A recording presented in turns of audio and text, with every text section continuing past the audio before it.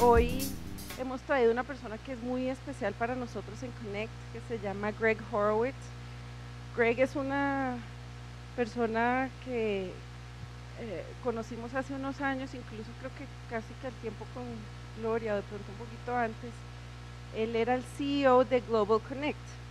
Connect, para los que no saben, es la red de innovación más grande de Colombia. En este momento somos 54 organizaciones, 24 universidades. Entonces trabajamos en todos los aspectos que tienen que ver con innovación, con acercamiento universidad-empresa, con temas de transferencia, digamos, de las invenciones de las universidades a las empresas, en temas de propiedad intelectual, en metodologías de innovación, en temas de política pública, en temas de cultura, que es muy importante. Y Greg, siendo el CEO de Global Connect, también fue, digamos, testigo de la creación de muchos Connects en el mundo. Hay 40 Connects en el mundo. El primero fue en San Diego, en California, que se creó hace como 20 años, y el capítulo colombiano es el único de América Latina. Y Greg ha hecho muchas cosas, es que casi que describir la hoja de vida de Greg es complicado. En este momento él también es socio de un fondo de inversión de Silicon Valley que se llama T2VC. Ellos invierten en emprendimientos innovadores y también hacen consultoría en diferentes partes del mundo. Acaba de estar en Chile, la semana entrante va a Pakistán, ha asesorado como a 40 instituciones, gobiernos de diferentes partes, de 40 países distintos en el mundo. Y está aquí estos 2 días, entonces le dije, oiga, porque yo hace rato quería traerlo al foro, realmente lo que me hubiera gustado es traerlo a una plenaria, porque Greg es un speaker, digamos, que es de la talla, digamos, que hubiera sido interesante para la plenaria del foro, pero pues no lo puedo traer sola, sino que me toca colincharme cuando alguien más lo trae, entonces este es un colinche de alguien más. Entonces, pues sin más preámbulos, les voy a presentar a Greg. Él también fue autor de un libro que salió hace un par de años que se llama The Rainforest, que habla de cuáles son los elementos que durante todos estos años que él lleva trabajando en temas de innovación él ha encontrado que son los dinamizadores y potenciadores de un ecosistema exitoso en Silicon Valley. Y dice, The Rainforest, what makes Silicon Valley tick, o sea, cuáles son esos elementos que existen allá. Y se hace la pregunta, ¿eso se puede replicar en otros países o no? ¿Cuáles son esos factores que sí quizás se pueden replicar en otros países? Entonces, voy a presentarles, Greg.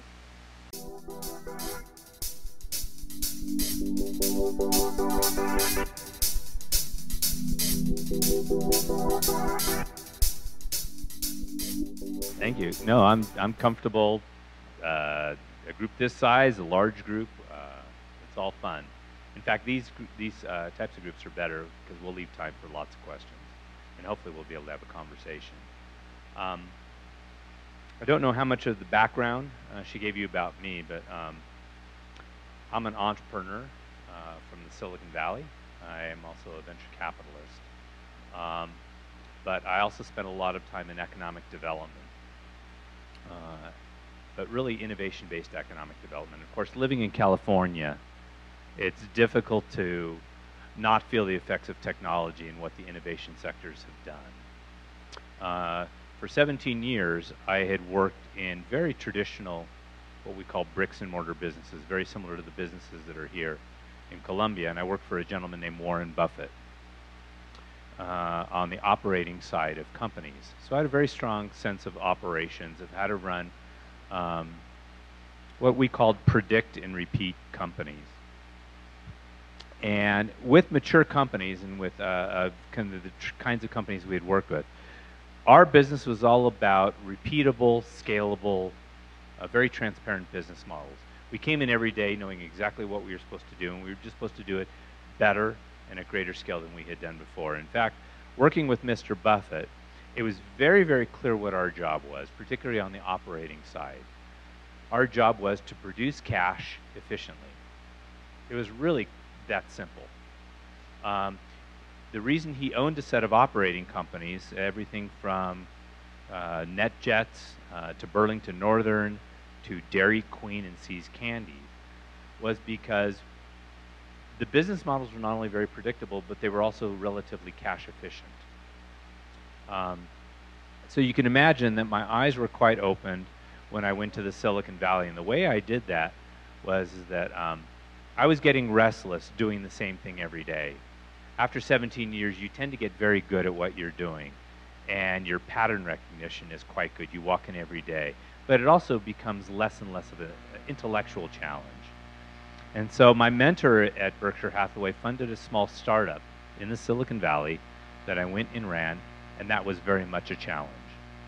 Because during the 90s in the Silicon Valley, you kind of had to suspend your belief about the way businesses operated, because everyone was telling you that there was a completely new business model that was occurring in Silicon Valley, that the way companies were being created and the way they behaved, the way they grew, and the way they exited was not the way that we had seen before.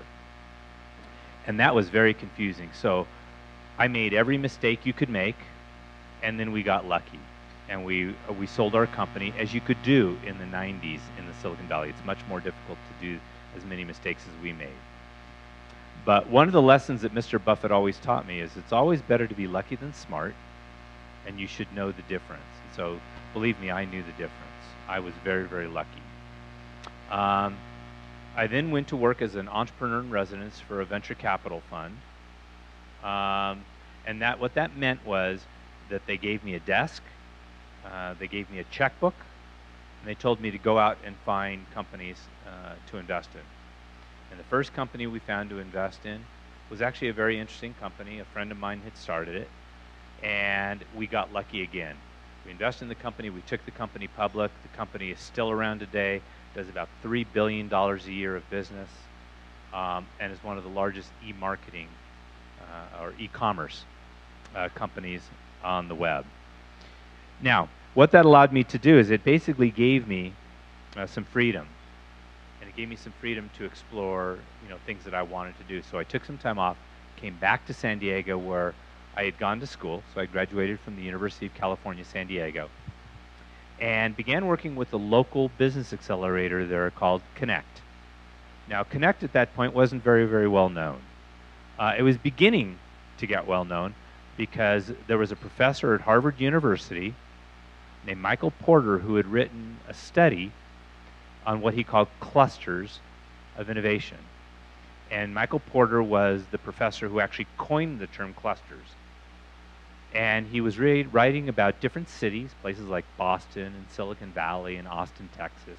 And one of the cities he wrote about was San Diego. And he said, San Diego is a really interesting place because they have a program there that was almost single-handedly responsible for the growth of the innovation sector there. And so for those of you looking for really interesting models, that could be an interesting one. So you can imagine almost overnight we had a lot of people getting on planes, coming to San Diego, wanting to study what we had done. Because when they went to places like Silicon Valley and Boston, they were very big, organic, heavy models. They had happened over long periods of time, and there were so many different pieces, people couldn't really figure out what the recipe was. They couldn't figure out what it was they wanted to accomplish. So what they did is they would come to San Diego and they found a nice small little town. Even today, the entire metropolitan area of San Diego is only 3 million. The city itself is only 1 million people. So it's not that big.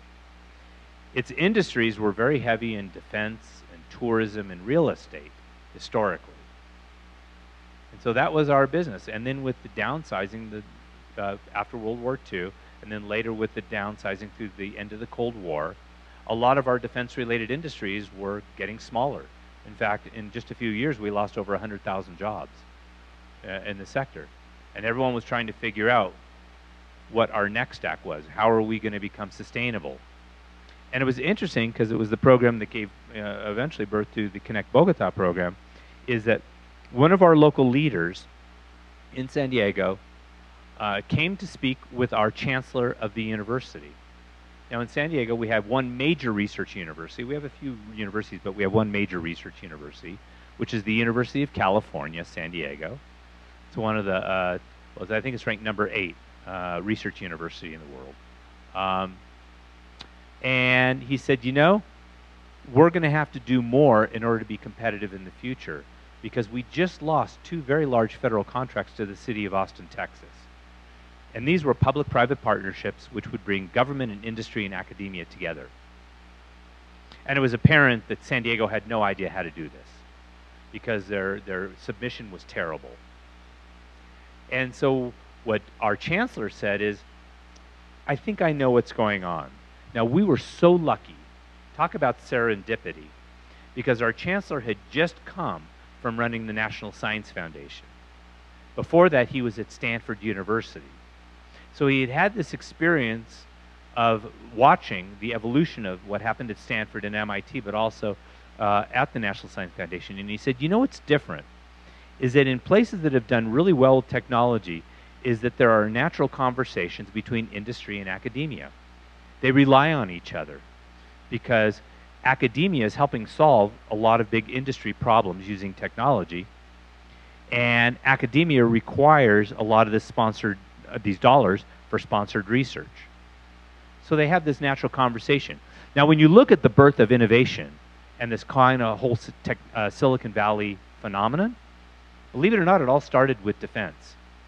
This is not only the story in Silicon Valley in California, it was the story in Israel as well. That not only did government come in and fund a lot of the research that was going on, the stuff that was too risky for the private sector to take on, they were also buying all the products that were coming out of the back end. It was just in the middle that the government stepped back and let business do what business does best, which is take ideas and translate them and transform them into the products and services necessary to actually create impact. Technologies don't create impact, it's the businesses, you know, built around them that allows them as a carrier model into the market. And that's what everyone is working on. So what we learned at Connect is we had all these regions coming to us, and they asked us to replicate our model. And what we suspected at the time is you could not just franchise innovation. That just because it worked in San Diego or Silicon Valley or Israel was no guarantee that it would work anywhere else. In fact, I was highly skeptical that it actually would. But I had to prove my hypothesis. Even though I'm not an academic, we still had to prove our hypothesis, which is why we created Global Connect. It was to not only study how innovation happens, how regions like Colombia, like Bogota, make innovation happen or use innovation, but really, what are the key lessons we can then take away and actually replicate? So this presentation we're going to go through is really about what are kind of some of the key lessons we learned over the last 15 years of doing this. And it was our group at the University of California that helped popularize the term innovation ecosystem. And as Marcela mentioned, we wrote a book on this because we saw so many people focusing way too much on building incubators and accelerators and technology parks and thinking, if we just build these things, then we'll become innovative.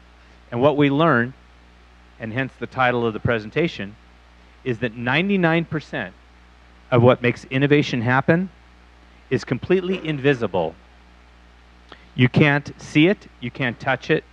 In many cases, you can't even feel it. It's all around you. So when people come to California, and whether they come to San Diego or they come to Silicon Valley and they visit Stanford University or they visit Facebook and Google, and they kind of watch with it and then they try to take that back and implement it home, that's less than 1% of actually what makes innovation happen. And so we're going to talk about what the other 99% is in this presentation. So the fundamental question, whenever I write, I always start by asking a question. And that question for this particular book was, why is innovation actually so hard? I went to several of my colleagues, like Michael Porter, like Clay Christensen at Harvard, and said, you've been writing about innovation for almost 20 years. And if you've been writing about this stuff for over 20 years, why do you think more of it's not happening? You seem to have figured it out. People have bought your books. People have taken it back and tried to implement what you've told them to do, and yet it's still not happening. So there's got to be something missing. The other thing is, even if we know what makes innovation happen, how do we make more of it happen? And why do we fail to implement the knowledge that we actually do get once we find it?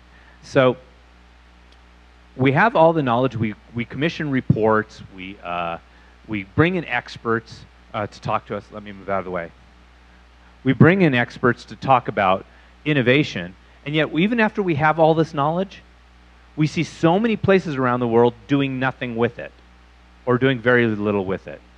And there's a reason why innovation is so hard, is because a colleague of mine who actually answered this question for me, or actually he refused to answer this question for me, and he gave me a book which answered the question, and the book was called The Knowing-Doing Gap by Pfeffer and Sutton.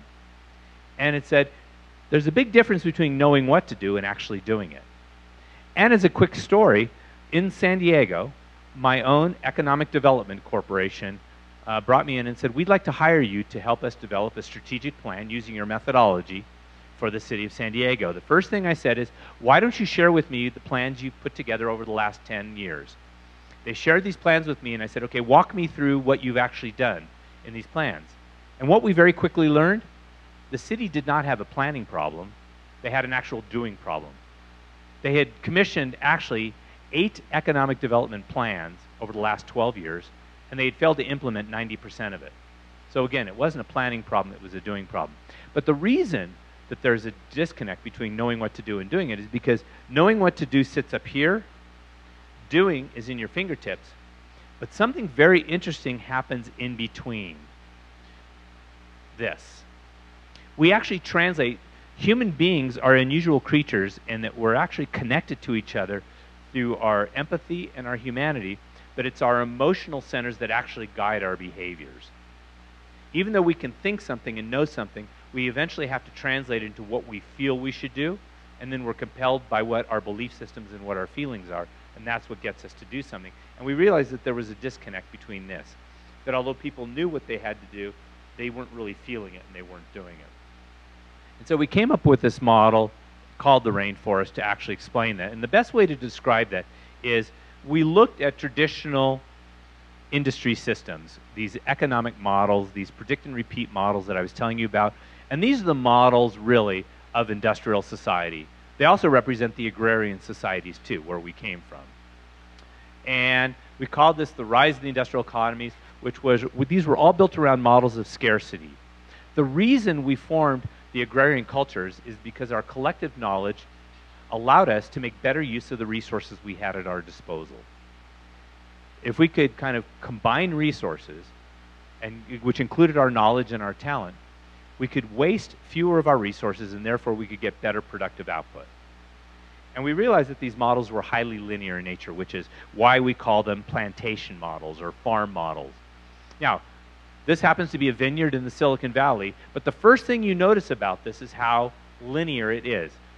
The other thing you notice is that the minute you look at these systems, you know exactly what they are designed to do. You know why they exist. And of course, you notice the linearity. There's almost a beauty in how organized they are. And there's a reason that they're organized this way. Is because they waste the fewest amount of resources. If we're going to run irrigation lines, we run them very straight down here, because if we ran them all this way, we'd be wasting not only lines, but we'd be wasting water. And we have very predictable outcomes because all of our knowledge goes into the engineering of the outcome. We hire people who are really, really good and expert at planting, at harvesting, at cultivating these. The problem with this is if a weed ever grows up in our plantation, we actually pull it out because it's not supposed to be there. In fact, it actually competes for the very resources we're trying to preserve. And so we measure our outcomes based on our productivity, yield, efficiency. You've heard all these words, and this has been basically the model of the 20th century. And we've replicated this linear model over and over again, whether it's the way we manufacture cars or the military industrial complex, or even today the way we make chips. And there's an underlying theme to these conversations. And what we teach our students in school, what we teach our workers in the workplace, is that your job is to not make mistakes. We're hiring you because you have a skill and a capability. You will waste the fewest number of resources. You are an expert. Therefore, we want you to do things as perfectly as possible because that will affect our bottom line. But we saw another competing model emerging. When we went to places like Silicon Valley and Israel, we noticed something different, something that was in direct contrast to what we were seeing in these kind of linear production industrial societies. The first thing we noticed is the overall mindsets were different. The mindsets were based not on scarcity, not on the fact of we have very few resources, let's not waste them. It was built on mindsets of abundance. There's plenty here for all of us. And a way to explain this is in the plantation model. If I have an apple and you have an orange, and we decide we're going to somehow share that apple and orange, no matter what we do in terms of slicing it, we'll initially have an equivalent of an apple and orange. We can't do anything more with it than what we've got. But what's even worse is once we begin consuming that apple and orange, we take the capacity down to 0.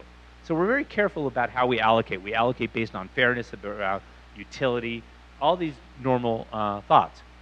But when you and I get together for coffee, or we get together in a setting like this to have breakfast and share these ideas, and if I have an idea and you have an idea, and we share those ideas, we now each have 2 ideas. In fact, after we talk or we do this presentation, I hope we're going to have lots of ideas. And what's interesting is when we walk out of this room, we will have increased the knowledge than we came in with. So actually, the level goes to infinity as opposed to 0. And this is quite interesting because Matt Ridley had written in his book, he's an evolutionary biologist and a sociologist, and he wrote that innovation is all about ideas having sex. If we can get ideas together, if we can, rather than engineering process, if we can engineer serendipity and just get ideas colliding, we can make a lot more innovation happen. And we call these models rainforests.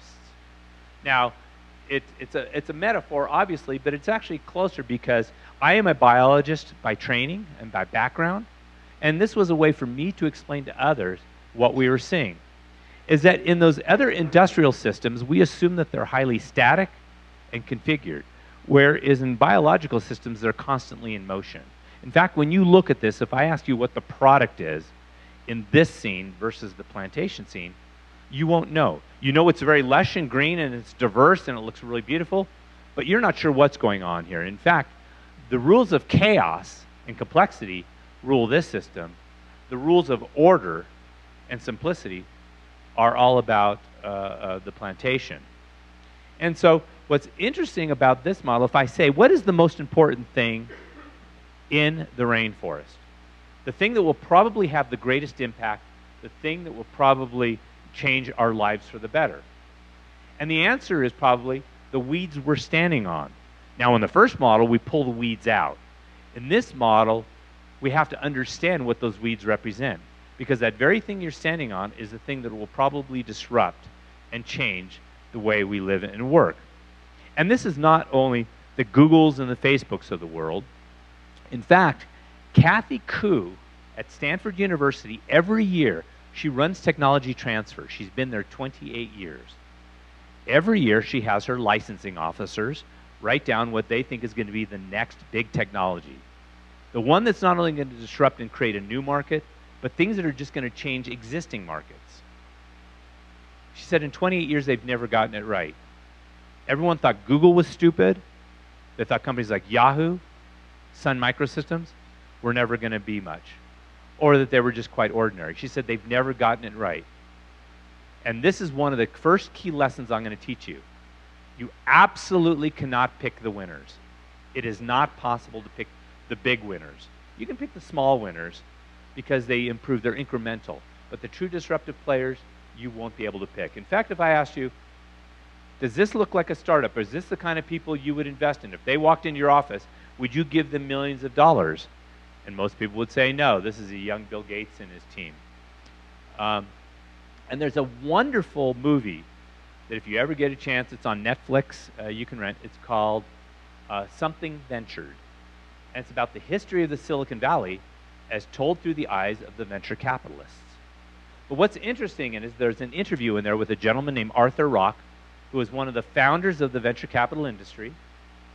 He was the one who actually invested in Apple Computer. But he talks in the interview about the first time Steve Jobs and Steve Wozniak walked into his office. He said they were arrogant, they were dressed funny, they had long hair, and Steve Jobs smelled really bad. And they didn't wear shoes. Now, if those kind of people walked into your office asking for millions of dollars, telling you that they were going to put a ding in the universe and change the way we fundamentally lived our lives, and that they were going to eventually create the most profitable company on the planet, you would have laughed. Because not only did their ideas sound crazy, but they don't look like leaders. They don't look like people who can disrupt. So how do we build systems that can spot genius, that can spot potential, that can spot the next great thing? And that's what our work has really been obsessed with, is what does a leader really look like? We know what the old leaders look like. They're very charismatic. They can control a crowd. They can allocate resources very efficiently. Mr. Buffett used to tell me that the most important trait that any of his executives must have is the ability to allocate resources. But a vision-led company, as we saw with what happened when John Sculley replaced Steve Jobs, they tend to fall apart. Vision-led organizations are very different than product-led or predict and repeat-led. So therein lies the paradox of innovation. This is one of the truisms that will hit us pretty hard. And that is, innovation is only measured once the market begins imitating it. Once it begins sharing it is when innovation happens. And yet, we're all trying to pick innovation at the beginning. You can't. In fact, here's another rule, is you cannot make innovation happen. You can only increase the chances that it happens. And so what the conversation is how do you increase the chances that innovation happens? That the kinds of outcomes we want that will change the world will actually happen.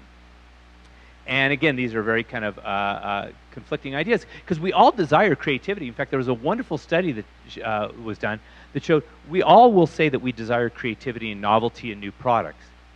But yet, when we actually present these new ideas to people, they're afraid of them. The market almost always rejects creativity when it's actually presented, while they say in their mind they desire it.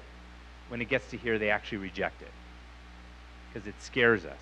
It represents a potential change. We're going to have to do things differently than we were doing before. And history is fraught with these ideas. Whether it was, the folks at Western Union saying that the telephone will never have any utility. Whether it was, and these are the leading experts of the day, whether it was Lord Kelvin, who was head of the Royal Society, basically said, you will never be able to fly. Or even more recently, whether you have Ken Olsen of DEC, one of the most important computer companies, saying there will be no reason for anyone to have a personal computer. We see this repeated over and over again through history. And so what we've learned is that actually imagination is a lot more important than knowledge.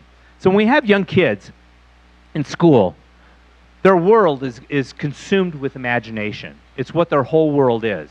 As we get older and older and we go to school, we begin pushing that imagination out and we begin filling it with knowledge.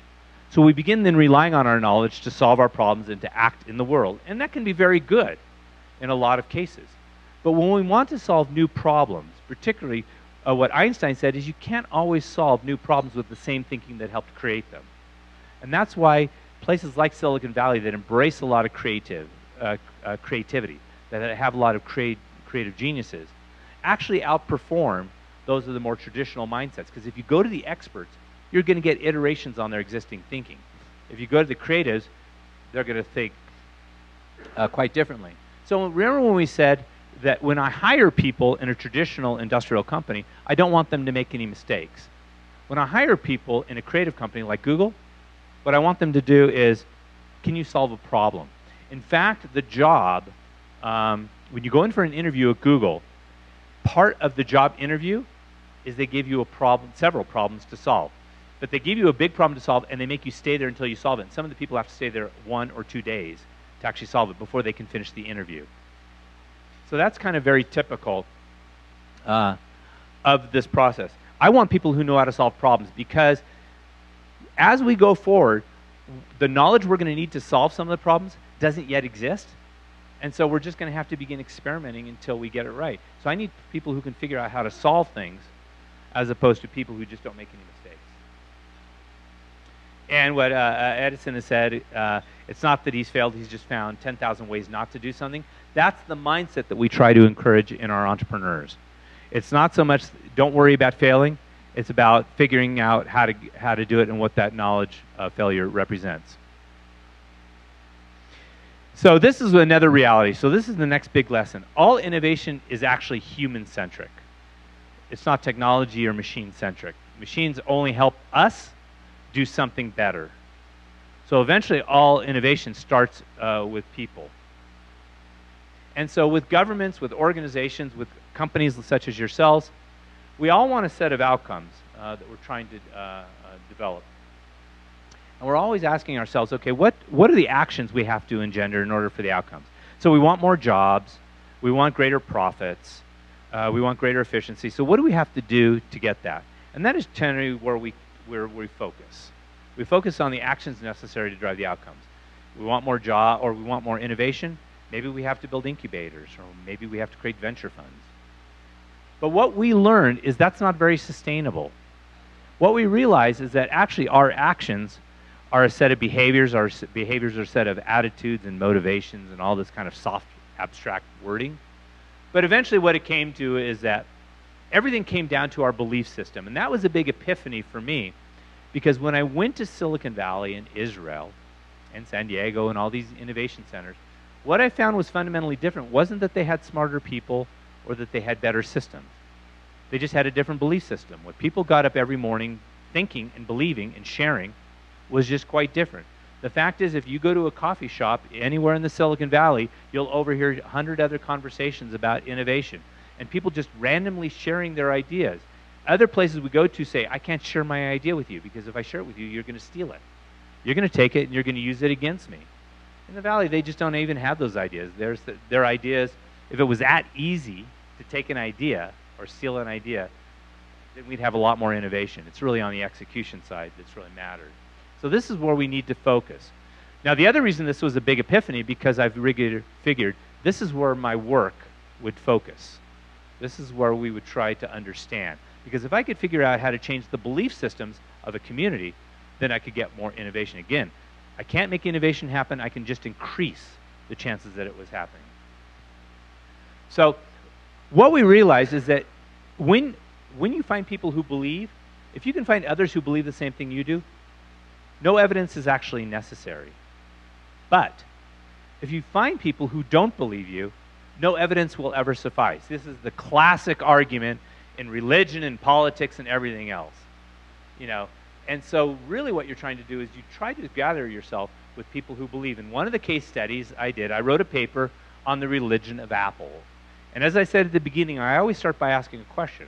And the question was, how did Steve Jobs get everyone in the world to act like his employee without having to put him on the payroll? Why is it that people who own Apple products approach it with the same religious zeal that the employees inside the company do, and sometimes even greater? They defend their products and they will actually get quite angry. Why is that? And when I wrote this paper, some colleagues at Amazon had read it and they called me up and they said, that's it. And the question is how do we get that? Because we've got a pretty great company too. Our customers like us, but Apple customers love them. What's the difference between like and love? And how do you actually make that happen?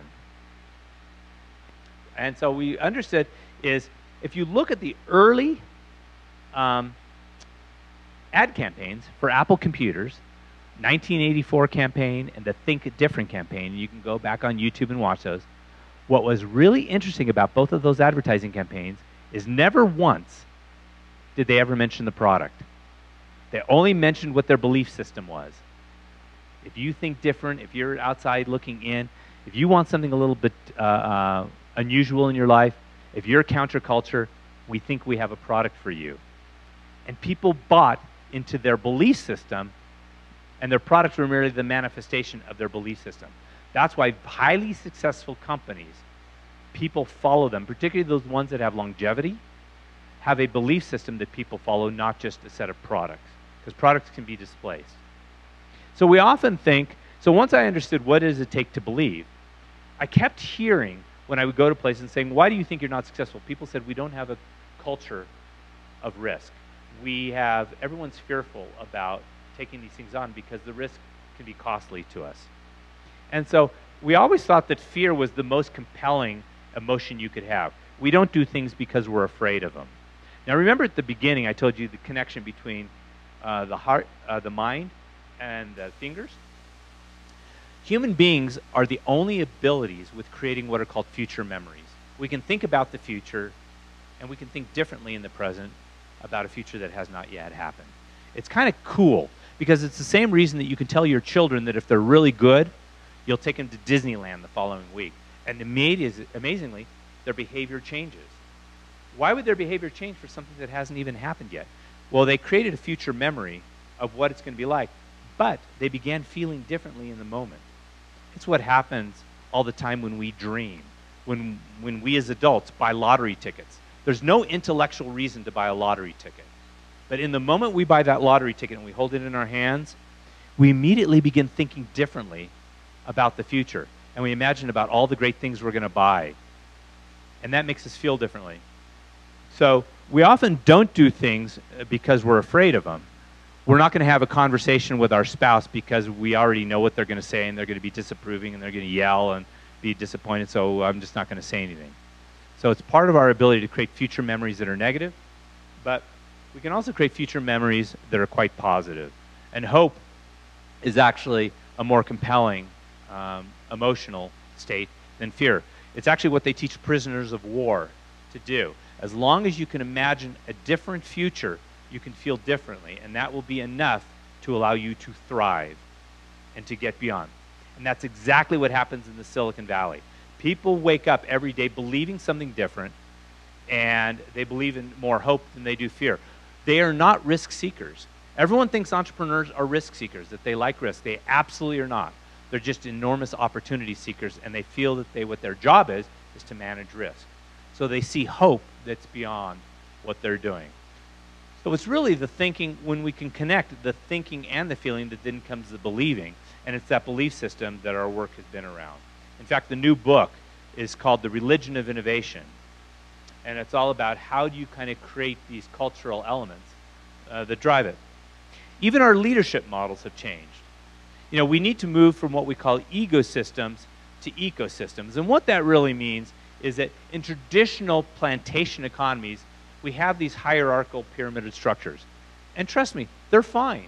They work very, very well when you're trying to allocate scarce resources, because the person at the top has more knowledge, hopefully, than the person at the bottom. So they make smart allocation decisions.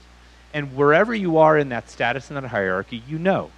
It's command and control. These are military models. These are not hard to get your head around. And everything is about title and role. But what we're finding is that in innovation organizations, they work more off of what we call an ecosystem model. And the best way for me to describe this is when you go to a play and you go and you're in the audience watching the play unfold, every actor in that play has an equal but important role. Yes, some actors have greater lines, they have bigger names, but when that actor who is in the moment steps on their line and is delivering it, at that moment they're the most important person in that play. In fact, if they screw up, they mess up the whole play, regardless of who the other names are. So it's important to understand that this is a function of timing rather than title. So everyone's really important. It's just a matter of who does what and the roles that they play. And this is a model that we were working on with the actual US Navy SEALs. So most parts of the military actually operate this way because they don't want people getting killed who don't have enough knowledge. They want to make sure that the generals and the people at the top, and the admirals, are able to allocate the resources. They make a decision and then they keep control of the system through this. But the US Navy SEALs can't do that. If they're being transported into bin Laden's compound, they have to be able to make decisions on their own without having to go back up a hierarchical chain. And so they go in based on what their both their timing and their role is. So the outcome of this particular part of the conversation is please don't think like an economist. You can't think about just numbers and cents. You have to think more like a psychologist. That it's really, if you can get inside the heads of people and figure out how to get them more excited and engaged, you will get better outcomes from your doing. In fact, what Maya Angelou said is that long after people remember what you say or do, they're going to remember how you made them feel, which is really the whole point of marketing campaigns and the way companies like Google and Facebook and other high innovation organizations work. Is they want to make it a great place to work, and they want people to feel good about working. What's different about the millennials and the Gen X, Ys, and Zs coming into the marketplace is they care a lot more than a paycheck. They want to know what the purpose is. They want to feel like they're contributing somewhat to the world. And so you better give them an opportunity, because guess what? The rules of engagement have changed in the world. These new millennials have choices about where they work and how they work. They can work at home in their bathrooms if they decide, and they can be sitting here in Bogota, but working with people in Bangalore. Doesn't really make any difference to them. So the question for every government, the question for every company is, how am I going to compete for the best talent? What am I going to do to make sure that I have absolutely the best? And this is the question very heavily on the minds of Facebook, Google, the big innovation organizations that we work with. This is the question that is almost top of their mind. The people are the most important intellectual property, not the technologies and widgets they produce. Now, here's something that's hard to get your hand around, and that in order to make innovation happen, there's a set of conditions. As remember we said we can't make innovation happen, we can just increase the chances that it happens? Well, the way you can increase the chances is by creating an optimum set of conditions and then pushing on the system in the right way. Well, in order to create the optimum set of conditions, yes, you have to have trust, you have to have collaboration, all these highly abstract words that really mean that we've got to do things differently. But ultimately, you have to be comfortable with ambiguity and being a little uncomfortable, because the future hasn't revealed itself yet. It's the same reason that we're afraid of it, is because we don't like things that we don't know. So much of it just hasn't revealed itself. But entrepreneurs are fine with ambiguity. We're fine with not knowing everything, knowing that if we just kind of get out there and do agile development, that we will make it happen. And by the way, don't be afraid of pissing people off. This is the amount of impact you're actually able to generate in a company is directly proportional to the number of people you probably upset. This is an example that we'd put together following some conversations around Uber. I am an investor in Uber, and when I had brought this to my business partner as an idea to invest in, he thought it was the dumbest idea he had ever heard. He said, for the following reasons, he said, the minute you introduce a private ride-sharing company, every taxi cab company, every union, anyone who has any vested interest in it is just going to squash you like a cockroach. They're going to do everything they can to make sure you never succeed. And I'm going, I love it. That's exactly what you want. In fact, if you look at almost every disruptive technology, particularly those technologies, one of the greatest trends in innovation is democratization. Things where you take things away from being asymmetric, power that has been held in the hands of the few, and put it in the hands of the many. The many will almost always win out, unless you have unexpendable resources or you have some kind of political climate that keeps you from doing it. But we love our democratization technologies, whether it's Google, which democratized information, eBay, which democratized the process of purchasing in flea markets, Square for micropayments, or Uber for ride sharing. The other thing you have to get comfortable with is that the best people to help you solve your problem are those people who are uninformed but intelligent. That if you always only bring experts in the room to help you solve your problems, the best you're going to do is just get iterations upon their existing thinking. That's the best you're going to be able to get. But if you bring people with different viewpoints and different experiences, they're going to be able to solve a lot. As an example of this, there's a gentleman, Richard Saul Wurman, who's the founder of TED. Do most of you know what the TED conferences are? So TED is a conference where people get up and give talks, and you can watch them online, and it's become an entire movement globally. And now they have micro TEDs, which are TEDx's. And it's become such a movement. But what the founder of TED told me is the most interesting part of it was not the experts up on stage. It's after they got off stage, and it was the random conversations that happened when Bill Clinton was having a conversation with the cellist Yo-Yo Ma, and Frank Gehry was there, the architect. And they'd have random conversations about something that they were not experts in, but the outcome of that conversation was absolute brilliance. It was intellectual jazz. And that's what really produces a lot of the great ideas and insights that come. So don't always try to put the experts in the room, and don't always surround yourself with people. Because what we find with these entrepreneurs like Mark Zuckerberg and others, it's not that they think outside the box. For them, the box doesn't exist.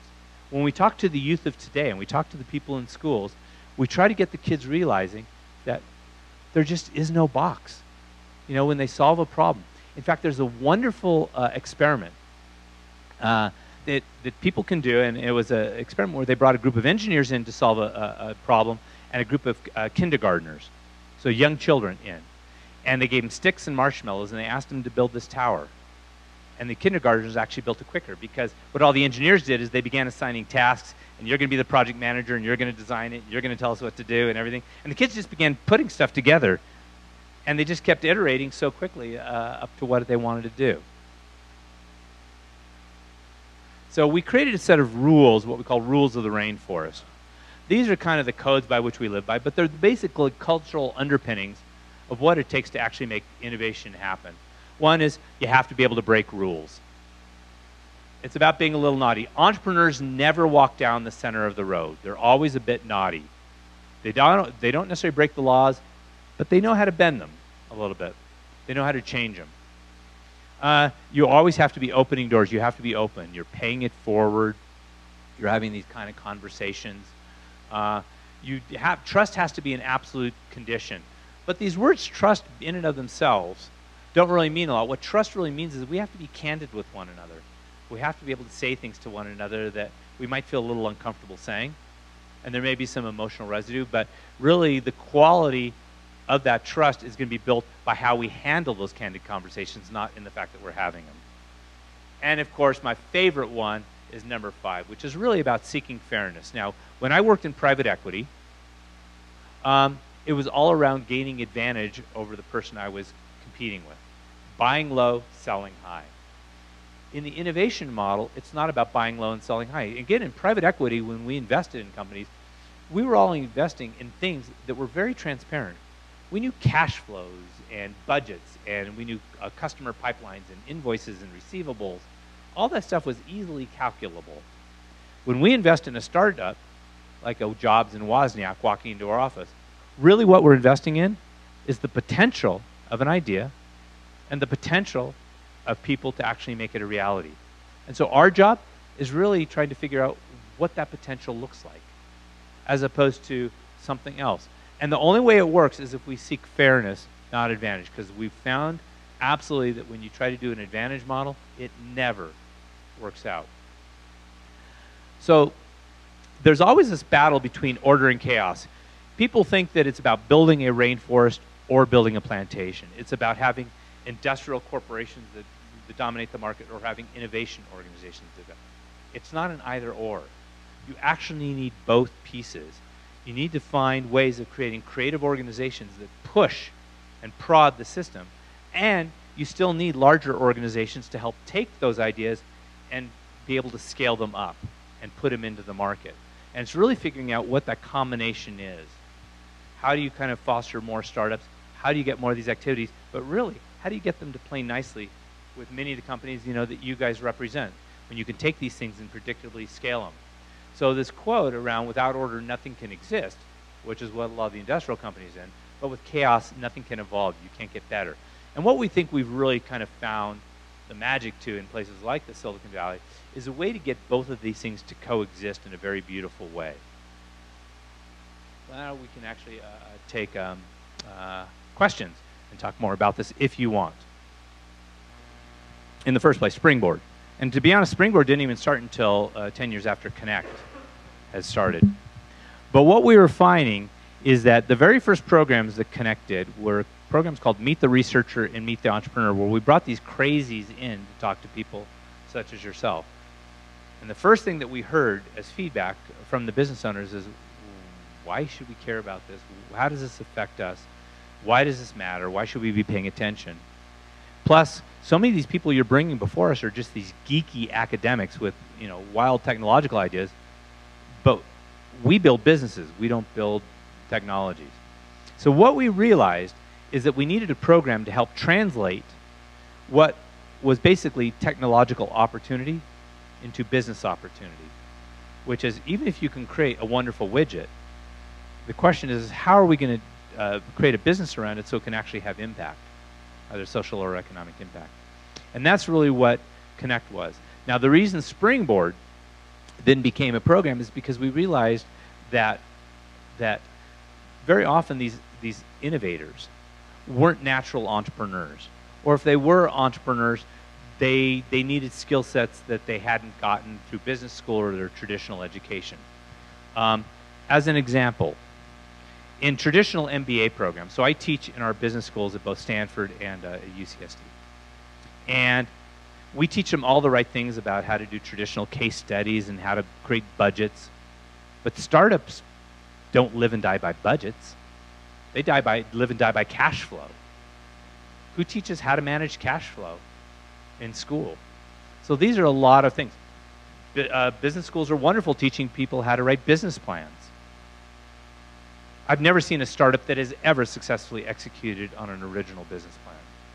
That's what Sun Tzu said in The Art of War. No battle plan ever survives first contact with the enemy, ever.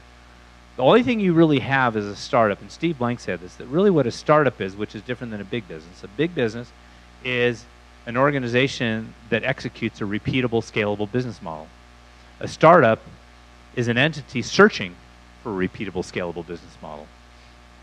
And so what organizations like Connect do is, one, they help entrepreneurs or potential or innovators and creators think about how their application might be created into a business, how it might have impact, and how you might scale it. Two is, when you do have a business that has promise, how to help accelerate that, how to help them with customers, how to help them with investors, how to help them with strategic partners, how to basically help them build their teams. These are all things that a lot of these young entrepreneurs haven't had the life experience of. And that's why mentorship is absolutely critical. It's one of the most critical elements of the success of the Valley. And if you look at one of the trends in the Silicon Valley, is that when people have success, they don't leave and buy a beach house and then never heard from again. They come back in and they do not one or two companies, they do 10 and 15 companies. And it's not only when they put their money back in the companies, but they mentor and they spend their time engaging with these companies. And it's that knowledge.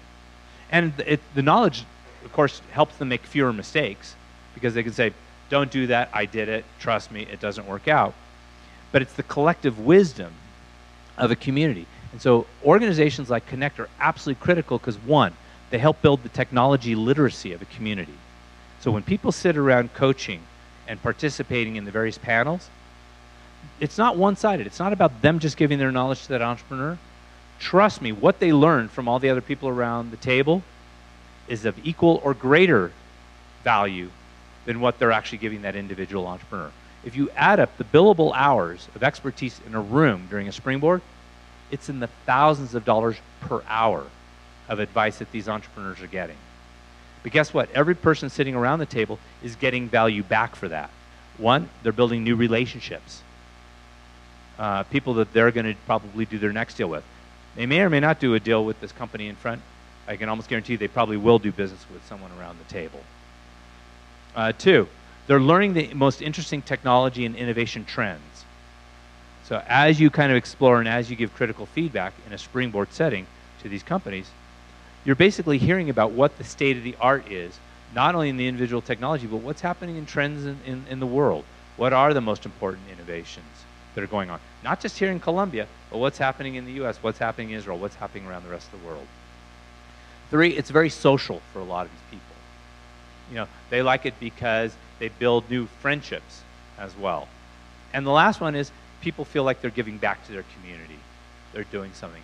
And we find that this notion of it's not really charity, but the idea of paying it forward, giving back at the same time as learning is a very sustainable model, which is why it's been replicated in so many places.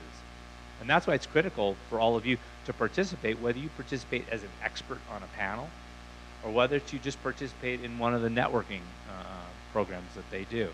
these things are really critical because it actually helps you, one, in your own business because you gain new connections. Two, one of the applications of innovation is to modernize existing industries, is to figure out how existing businesses can remain competitive and can kind of take it to the next level. Because even if you're a dominant predator in your own industry, even if you're a monopoly or very close to it, in your own industry, at some point something will displace you. It's what Clay Christensen at Harvard calls the innovator's dilemma. There will be a shift in equilibrium, and someone will displace you. And it will almost always come out of your blind side. You'll never see it coming. What these kinds of processes allow you to do is to increase your peripheral vision so that you have less chance of being blindsided. Your idea that the more that you can make somebody react, the stronger the conversation, maybe possibly even the more aggressive conversation brings out the best in people. And it's such a disruptive idea because most of our education is based on sort of having good relationships and being very open to other people's ideas and not challenging and not giving them sort of strong feedback and whatever is very strong. And my question is, how can you make, because in my particular case I've had many situations in which many of the people that are with me tend to, not always, but they sometimes just go out and walk out and leave the room and whatever. So I've lost a person, and so how to carry out this proposal with maximum benefit. But the question is, first of all, it's not an either or, as I was saying before, because there are times when basically kind of the political correctness, the politeness serves a purpose. It doesn't serve us very well in the innovation or a creative space. And the reason for that is because it's actually in the areas of conflict or in the areas of disagreement that the greatest ideas actually surface. It's only when things collide that you actually go beyond the existing thinking. What will end up happening is if you just have the traditional conversation, you'll either get a strong voice, usually you get a strong personality in a room, and that theme will then get picked up by others, and then people will begin joining what we call herd mentality. But in terms of how to do it is what you're asking. How do you create it? We create what are called safe to fail experiments. You have to create safe environments in which it's okay to fail. A book that I would recommend you read on the subject is called Creativity, Inc. Creativity, Inc. I-N-C. And it's written by the founder of Pixar. Because you're finding more of these, what we call schizophrenic organizations. And what I mean by schizophrenic is that one side of the company is all about creative and big ideas and illustrators and animators and storytellers, and the other side of the business is you've got people who have to produce a movie. They've got to turn it out on time, on budget. They have to deal with customers. They have to deal with the markets. And how do you kind of get both sides of those businesses to actually work well together? So they realized that one is you had to have an environment to which to have these open conversations where you could be candid with one another. But they made it a very safe place to do that. One of the things they instituted was what was called the brain trust. And what the brain trust does is it goes between both sides of the business, but they have no authority. In other words, they can come in and listen and give you advice on what you're supposed to do, and you can totally ignore it. And there's absolutely no repercussions if you ignore it. You find the best people to kind of sit on this brain trust, but they have absolutely no authority. It's called influencing without authority. And the reason that it works well is because, in fact, they refused to let Steve Jobs sit on this committee. Steve Jobs was one of the people involved with Pixar. They refused to let him sit on it because if Steve Jobs had an opinion on what you should do, everyone heard that as an order that you should do it. So the way they got it comfortable for people to have disagreements is by making it safe to have a disagreement. Two, once they made it safe, then people allowed themselves to become more vulnerable, because people will become more vulnerable when they feel they're not being judged. And the way we feel we're not being judged is if there's no direct repercussion for that feeling. And so, again, it's not one of these soft things, but it's like an Italian family. You can disagree and yell at each other and stomp your feet and go, okay, let's go have a meal. If you go inside these companies, it is exactly like that. I've been in several of these conversations where we'll be yelling and leaning in and patting the table, and we're going, okay, let's go have lunch. And if you can get to that, it's pretty amazing. What you don't want to have happen, a lot of people think the opposite of love and harmony and all this stuff is hate.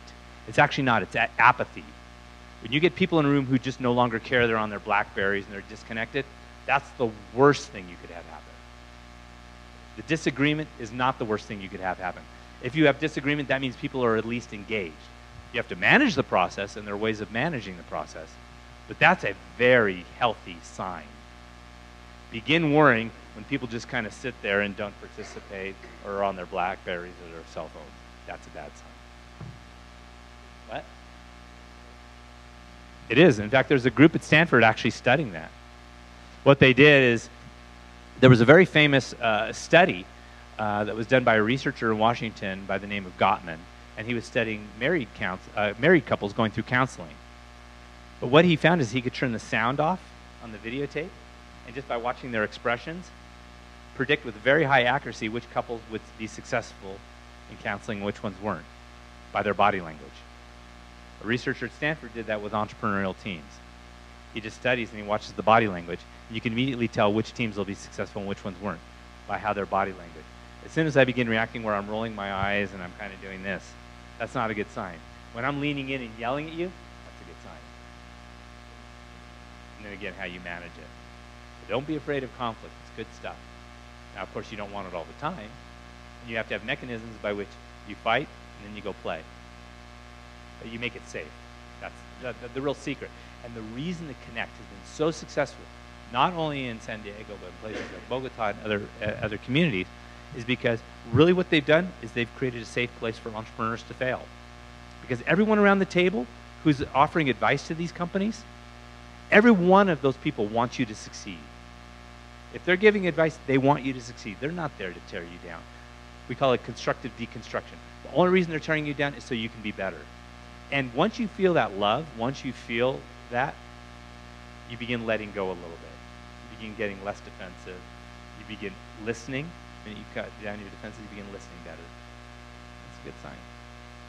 In the story about Connect, you have a lot of people, a lot of managers who are involved in Connect in a way that is so nice, that it's sometimes difficult to convince people that you have to give back to the community. How do you can sensibilize people to understand that when you give back to the community, at the end you're receiving?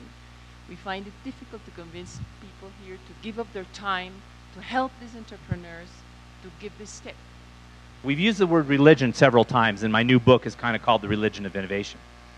When you're starting a new religion, or when you have a new religion, you don't go and begin preaching to people who already have religion and try to convince them that they've got to adopt a new religion.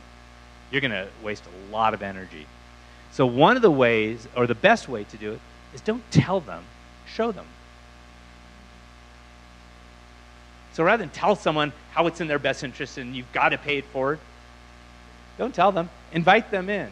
Have them sit on a panel. Even if they don't give advice, just say, hey, we'd love for you to observe this stuff. We'd love for you to come by and do it. No cost. You know, you can come by and observe something. And then once they see it and they feel it, and someone that they trust, because believe it or not, although knowledge is transferred best by experts, trust is transferred by peers. So when they can kind of interact with their peers, that's when they're going to get it, not from you. Absolutely. Here's another piece of advice. Don't try to boil the ocean. Which means, if you go into a university or your organization, the goal is not to get everyone in the organization to think differently. That isn't important. The question is if you've got 10% of the people in your organization who care about this stuff, figure out how can we make sure that these 10% actually have the tools, whether they're intrapreneurs, people who are very entrepreneurial inside your organization, who have ideas that you want them, who want to develop them, or because it's very viral. It's like a virus that gets caught. The best way to do it is to find a small group of people who actually believe, again, have the religion, make this success, other people will see that and then want to join, and it will grow organically. We have never seen this grow by mandate, ever. Remember at the beginning we were saying that you can't make innovation happen, you can just increase the chances that are happening. And then I said there's a set of conditions you can create to make it happen. Well, the other thing that makes innovation happen, so there's conditions. The other side of it is what I call force vectors. It sounds, very Star Wars-y, but it's a way for us to measure kind of what we're doing. But it just means that something has to be pushing on people. People don't change just because you tell them to. So there's 4 key drivers of change. 4 reasons that people will either change their behavior or what they're doing. The first one is there's a crisis. Okay? There's something that's happened that's precipitated a conversation that has led us to say, we have to solve this. Crises are the best way to make change happen because it aligns people the quickest and the focus is the sharpest. The second way to create change is by mandate. You have a new law. By such and such a date, everyone must comply and do X. Could be pica placa, We have a new rule that says on these days you can drive if you've got this license plate, you can drive on this plate. Everyone conforms. Everyone changes their behavior based on a mandate. The third driver of change is evolution. We change because if we don't survive. Or the reason we use, touch-tone telephones now is because rotary phones don't exist. They just don't. So we change our behavior based on just what is necessary for our survival. But the last one is the most interesting because it's a unique human one, which is just desire. We change because we want to change. It's every high school student's being in high school. You end up, dyeing your hair black and wearing, black fingernail polish because you want to belong, because you want to feel wanted. It's a basic human need. So desire, which is really what Steve Jobs did with Apple. No one needed an iPad. No one needed an iPhone. There were other phones that were equal or if not better in terms of utility out there. But he made you want it so badly, you had to have it. It said something about you and your status. So desire is a wonderful, wonderful motivator. So as you work with either your internal culture inside of your companies or whether you work as a community culture, making it a desirous place to be is wonderful because ecosystems just don't happen or innovation systems don't happen. They're highly self-selecting. People choose to go to the Silicon Valley. It's not as if we have more creatives there per capita because it's just random. No, it's there because people have chosen to get on planes and people have traveled very large geographical and social distances to get there. And one of the reasons that it has this high serial nature, in other words, they have so much success disproportionate to other places, is because the fact that these people overcame large geographical and social hurdles to get there are the very ingredients that help make them phenomenal entrepreneurs. So again, they self-selected themselves. They're like sea turtles, going back to their home. They just have hybrid vigor built into them. But you can do the same thing in your community. But the first thing is, how are we going to make our companies, our communities, desirous places to do it? As our kids graduate school, how are we going to make sure that we've got the opportunities for them? And it's just not just opportunities for opportunity's sake, but opportunities that where they're going to make a choice to be here as opposed to being somewhere else. It's a pretty important question. They feel very organic, they're raw walls, because a lot of these innovators aren't really mesmerized by the trappings of traditional kind of wealth. One is they're too young, and so they really look for authenticity. They look for things that kind of resonate with where they're at in their own lives. And so the places have to kind of feel real to them, and they have to speak to them on their own terms, which is why there's nothing magic about the 4 walls of any accelerator. People get too enamored. Again, we said 99% of innovation's invisible, is that the 4 walls mean absolutely nothing. They're just places to work. And people often ask me, very reductionist, they say, if there's only one thing we can do in a community to be more innovative, what would that one thing be? And I say, build coffee houses. Because there's only one reality of entrepreneurs. They need caffeine and they need broadband. They need bandwidth. And if you can give them both, you can do absolutely amazing things. And you're laughing, but one of our very small cities in the Silicon Valley, one of our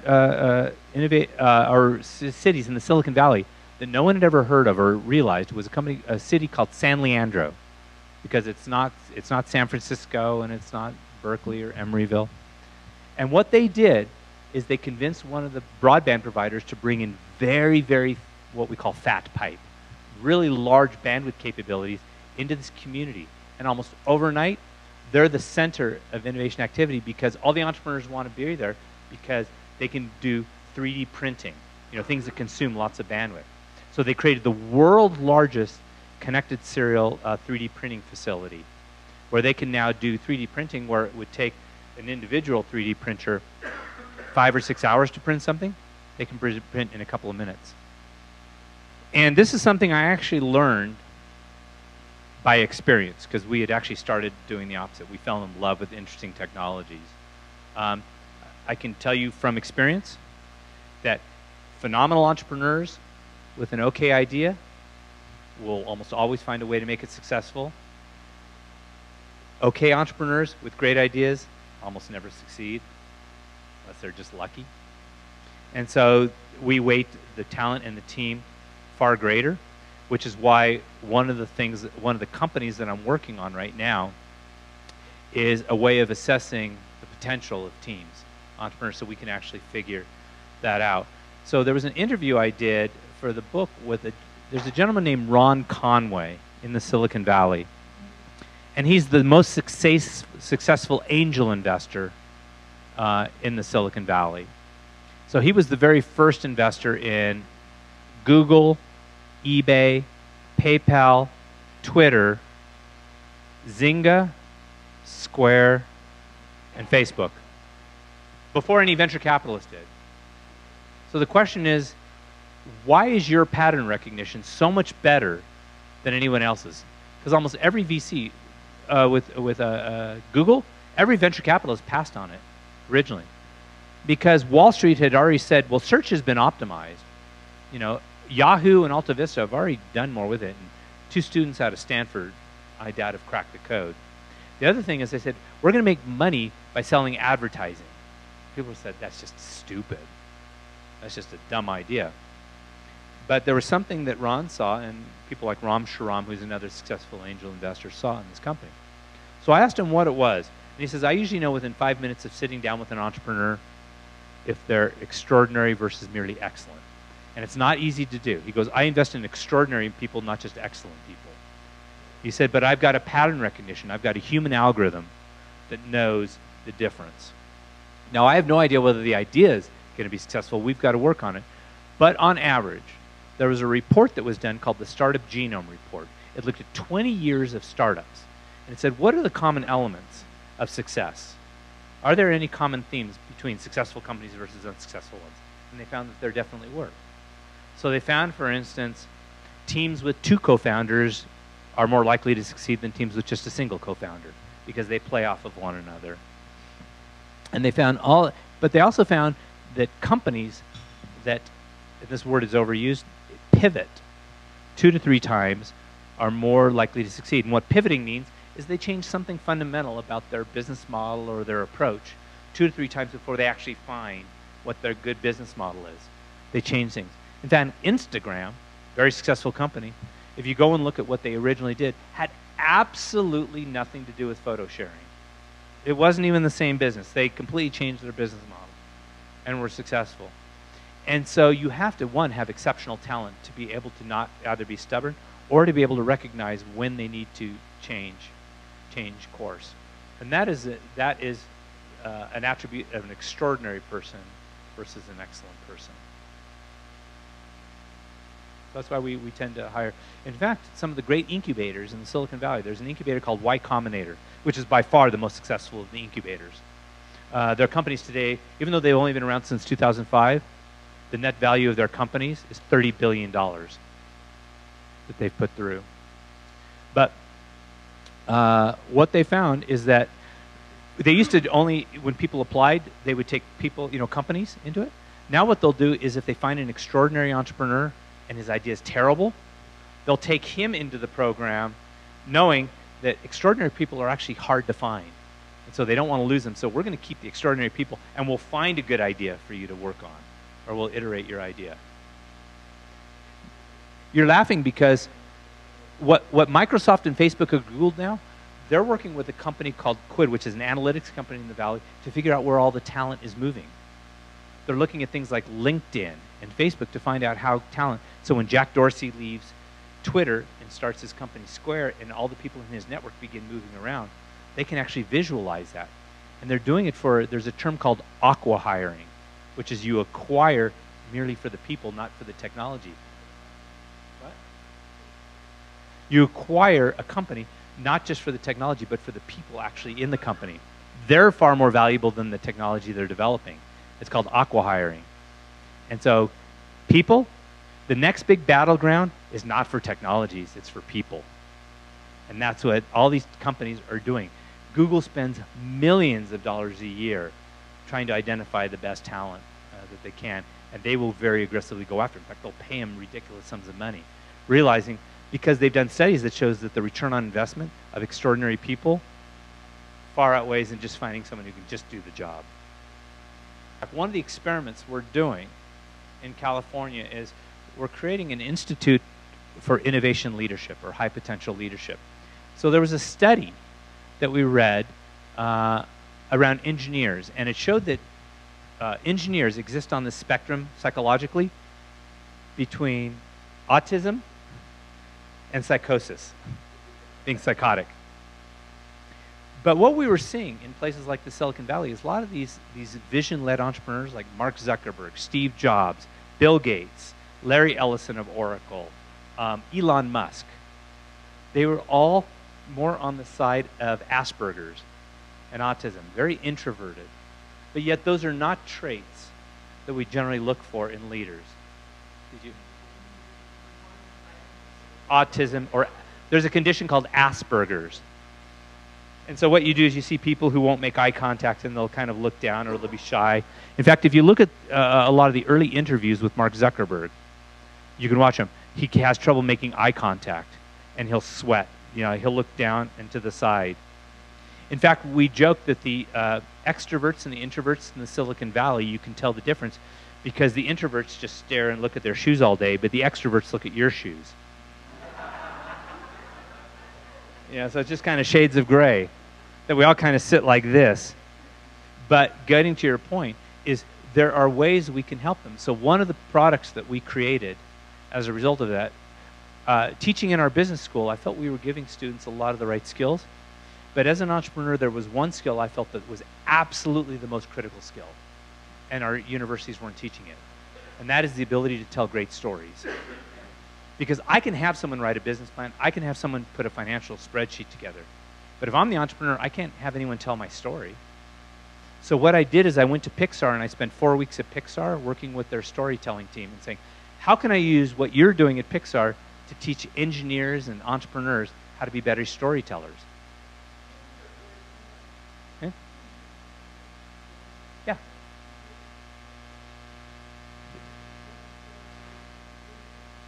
Look at Elon Musk, look at Zuckerberg, they all are phenomenal. Steve Jobs, phenomenal storyteller. Because innovation is all about the future. It's about what has not yet happened. And you've got to get us excited about the future. You've got to get us to remember you. You've got to get us to care about you. And absolutely important, you've got to get us to act. You've got to get us to do something differently than we were doing before. And that's the power of storytelling. So when you're talking about what are the tools, the skills you can give these people that they don't necessarily have, you can teach them how to be better communicators.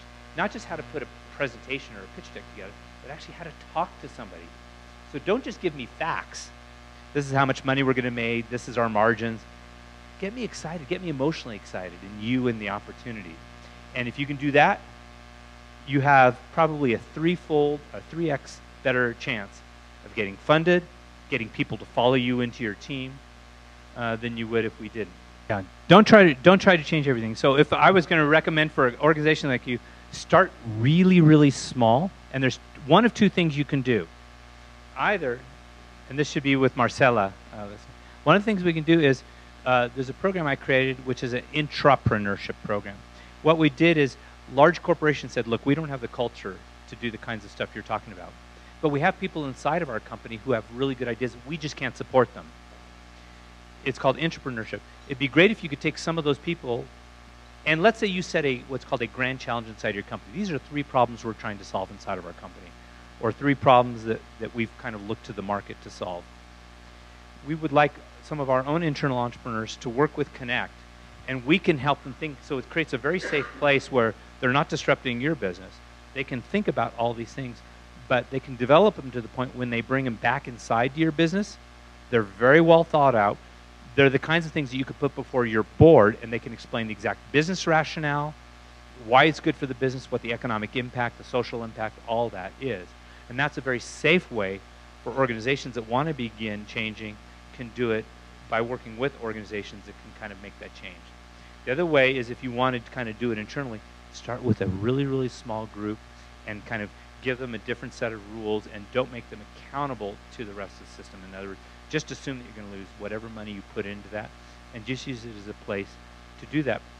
But really what's critical is to make sure that the stories about what happens, particularly the stuff that doesn't work, the stories about the failures are actually more important because of the knowledge they create than actually what does work. So have this kind of open sharing. It's kind of what we did. I studied medicine. And we would do in the hospital, we would do called M&Ms, which is morbidity and mortality. So after you'd have a surgery that went bad, you would actually have an open conference where you talk about why the surgery went bad and what we learned from it so that everyone could actually learn from that. It is. And organizations that actually encourage that open sharing advance so much more because, one, it makes people less afraid to actually share their failures. But failures just by themselves are not good. Failures are great if you can actually learn from them and if you create the ability to actually say, we're fine as long as you tell us what are the 2 things or 3 things you learned from that and how could those lessons actually be now applied to the way we do business. That's very positive.